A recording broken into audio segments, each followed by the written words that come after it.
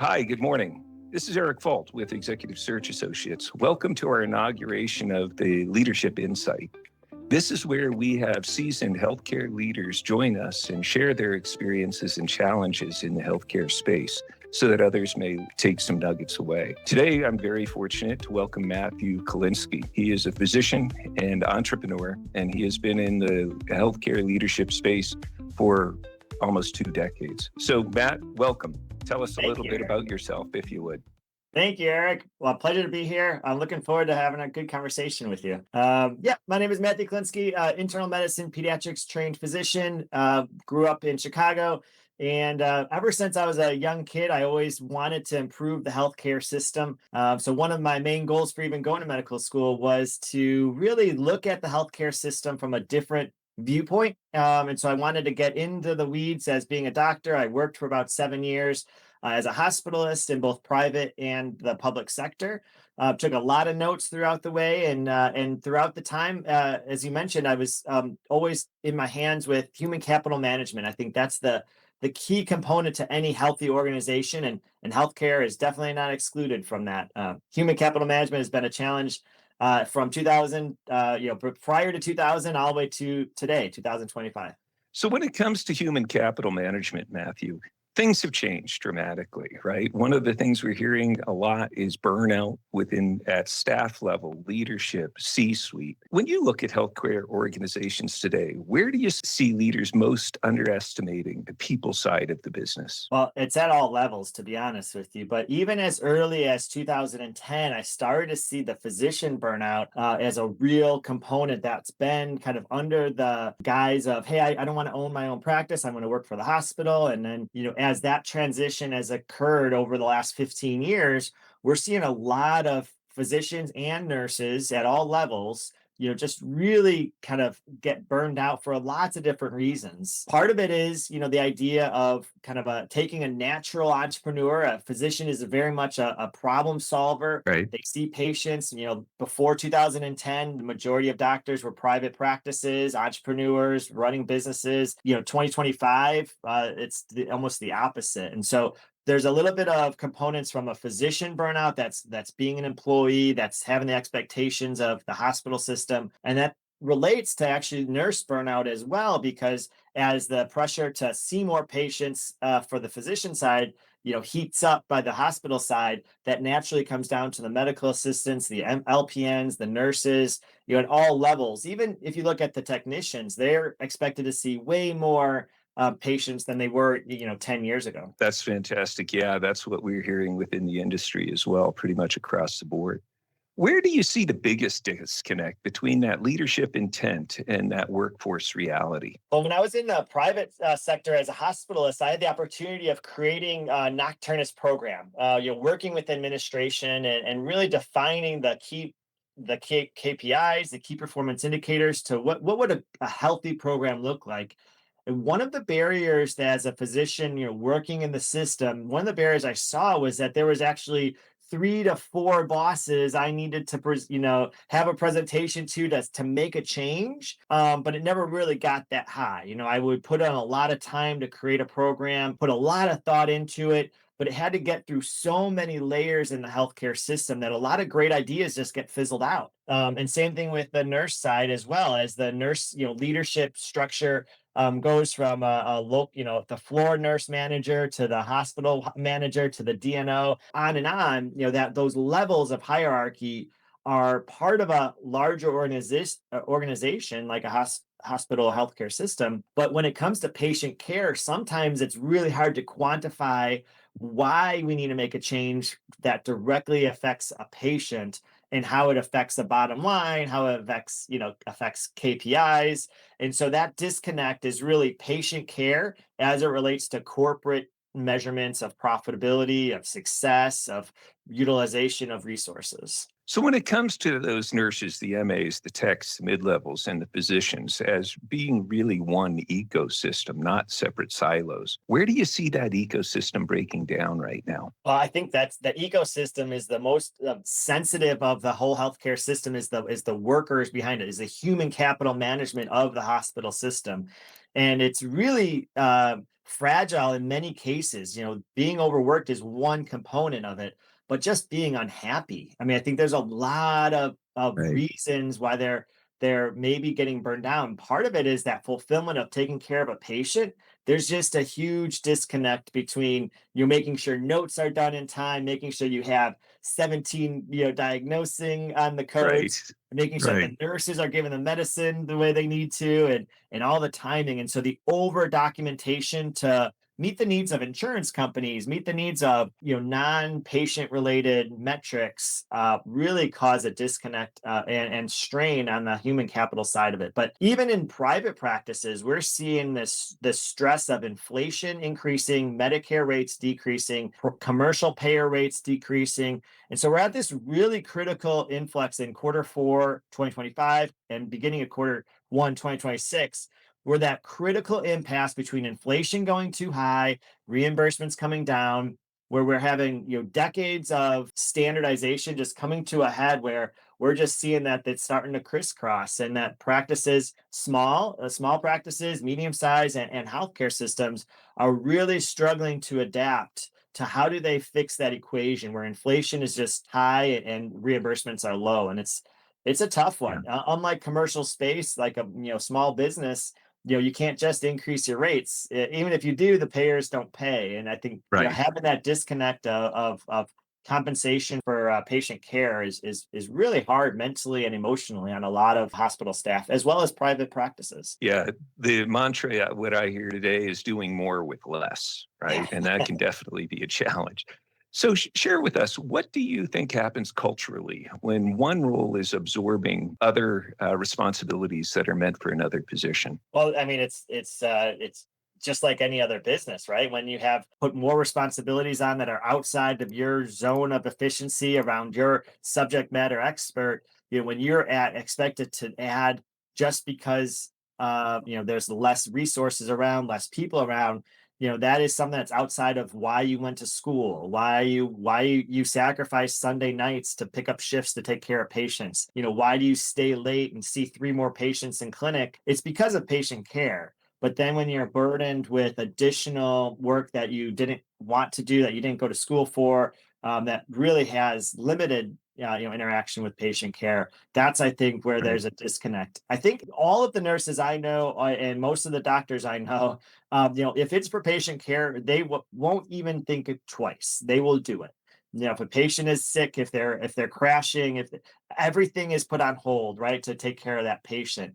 But when it's not patient related, or maybe it's even 2 or 3 degrees away from patient relation, and they're expected to do that after hours or stay late to do it, that tugs on you. That wears you out Right. emotionally, physically, mentally. And the financial burden, is kind of that fourth component, where it's just as a society, as an ecosystem, when you're stressing all 4 components, it's really hard to sustain a viable ecosystem. And that's going to have down future effects, because when students, when kids, when people are shadowing to see if they want to become a technician, a nurse, an LPN, when they're going to school and they're doing their clinicals, when they see and feel the heaviness that the current staff has, that's a tough one to say, hey, maybe this isn't the career for me. And then I think Right. we're going to see some people exiting early from the industry. Yeah, it's really unfortunate. The financial burdens with all of the threats to the Medicaid reimbursement, those sorts of things. It's a challenge. Let's talk specifically about physicians and give your perspective. What challenges are physicians facing today that leaders don't fully appreciate, and how does that ripple across the organizations? So when I was in residency, and this is going to go back to back in my day when I was in residency, Right. we were doing 36-hour shifts, and we were doing 85, 90 hours a week, and just to see the volume of patients. In 2025, we see an abundance of AI tools that are helping doctors become more efficient. Right. And so part of the successful practices in private practice are really starting to embrace the AI as a tool to help them provide better patient care. In healthcare systems, that again, the multiple layers of supervisors, the multiple Right. components of bureaucracy related to multiple healthcare systems, they can't pivot as fast as they can. And so maybe in the critical access hospitals, maybe in the rural hospitals where it's a smaller ecosystem, they may be able to actually have a competitive advantage in this case if they're able to adopt some components of technology to help the physicians serve the patient care. But if hospital administrators were really just to really see like what is affecting patient care and how can the providers in the ecosystem, you know, enhance patient care while also achieving similar goals, I think we're going to see a better alignment for healthcare systems moving forward. So when that comes to AI, it's not only just AI; it's all sorts of technology, and staying on EMRs that aren't adapting. That's for sure sign to lose physicians, to increase burnout, and to really make their job more stressful. But to have the EMRs that are adapting AI, to have a leadership team that's adapting AI, having the approach to patient care that we're going to be using this magnificent tool to help us with patient care. That's I think where we can kind of heal the ecosystem. I think we're going to go through a lot of shifts in 2026 and 2027. I think that the new CMS guidelines putting primary care first is a big win for a lot of primary care facilities and private practices where they're starting to have like a increased focus on providing better reimbursements for primary care providers. But it's one step forward after a decade of backward steps, and so we have to make the idea of making multiple little steps to recover and really heal the ecosystem. I love Right. patient care. I love being a doctor, and I just think we have to just think differently about how we can serve patients, in our own private practice or hospital system. You had mentioned the physician burnout. Where do you see the physician burnout turning into organizational risk? Oh, that's easy. So when in an organization where they keep on adding hospitalists as a way to offset the patient demand, we have to realize that doctors were never really designed from the core of our being to be an hourly paid employee and to work shifts because it goes counterintuitive. As a hospitalist, you want to have continuity of care for your patients, but when you're put into a round peg into a square hole where you're saying, okay, at 6 o'clock p.m., you're punching out and someone else is punching in, that goes against continuity of care. And so it is a little bit of a challenge to kind of reconcile how that can work. But I think really giving doctors the ability to own kind of their book of patients, to really own their experience with their patients. I think critical access hospitals actually do that really well compared to the larger hospital systems where they have more rigidity in terms of schedule. You have to see 22 patients. You can't go home, Right. but you won't get paid more, because your shift ends at 6, but you're expected to see all of the discharge, do all the discharge notes, see all the patients. Every time the nurse calls, you have to answer, but you only get paid from 6 to 6 or 7 to 7. That model is just it's a round peg in a square hole. Critical access does a little bit better where there's some flexibility. There's the idea of keeping it patient focused. But I think if we had to reconcile something really challenging, it's really embracing the ingenuity, the thinking behind that. When a physician makes recommendations, they want to be heard and they want to be able to make a positive impact in the patients they serve. They won't just Exactly. make spend more money. They don't want to just cause more challenges with the hospital systems. They actually are the ones who do make recommendations are generally making it for the patient care above all else. I think that Right. is something that's universal across all of the doctors I've worked with, all of the states I've worked in terms of human capital management and all levels. I really appreciate your perspective.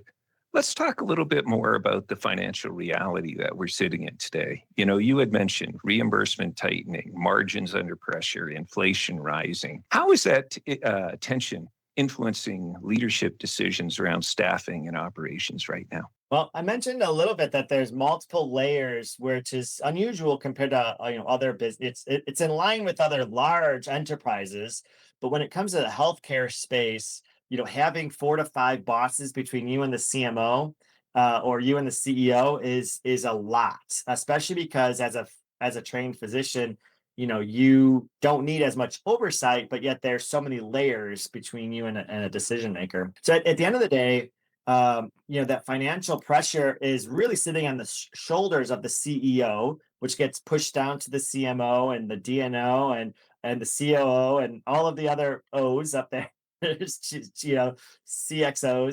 And so the pressure financially is pushing from the top down. Ingenuity, patient care is coming up. And so they're really meeting at that level where it's the interaction between the physicians and the supervisors of the physicians. And that pressure is kind of coming from both sides. And so as Right. it's not our fault that reimbursements are lower, but as we get smarter and we use technology, we're actually providing a better care. So I relate this to, an experienced plumber, right? You first off, when a plumber comes to your Right. house, you have to pay the plumber, right? That's the fees are stated. There's no assumption of discount. But then Right. as the plumber gets better, they work more efficiently, and so you pay them better for it. Whereas in today's system, and part of the downside of this of reimbursement is that the best physicians get paid the same rate as a new physician when it comes to services rendered. Right. Since we're talking about plumbing, we'll talk about GI doctors, right? Colonoscopy is going to be the same reimbursement if you're 1 day out of residency or if you've been doing it for 30 years. And Sure. that type of fixed model reimbursement from insurance companies will always be a problem because healthcare systems can't pay significantly more for an experienced doctor. So they're bringing in the new grads, right? And then they're pushing them through. In order to get a pay increase, you have to take more shifts instead of being better patient care. Instead of doing, you have to pick up more 12-hour shifts, as an example in a hospital. And so that dynamic of reinforcing time versus ingenuity and patient care is a Right. limitation by the insurances themselves. And next year, colonoscopies will be cheap. They'll be reimbursed less than this year. And so why would we pay a veteran doctor less money next year for doing another 400 colonoscopies this year? like you're getting better at your job and yet you're getting reimbursed less. And I think there's Right. that dynamic until we fix that component of it, which that's a big undertaking. I think we're always going to have that pressure between the CEO getting paid less, but the doctors getting more skills. And so I'm hopeful that 2026 is actually going to see an increase in doctors going back to private practice. I think that there are some components where, on a smaller scale, you can be a little bit more flexible and go back to patient care. But in order to prevent that, we're going to have to come up the systems, the healthcare systems are going to have a competitive value for that, which is maybe investing in the doctor to be a private practice within your ecosystem. Having professional service agreements where the doctors can set up a practice within your ecosystem where they can have the flexibility to pivot, but still, give that services to the practice. So kind of going backwards, maybe a little bit from where PE and large healthcare systems were buying up practices from 2006 to 2012 to maybe almost going backwards a little bit and rethinking, what went wrong over the past 15 to 20 years, and let's try to fix it.